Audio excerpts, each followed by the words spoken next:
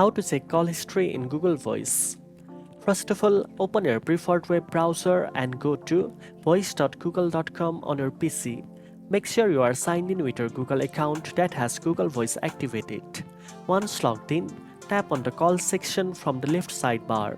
Here you will see a complete list of all your incoming, outgoing, and missed calls.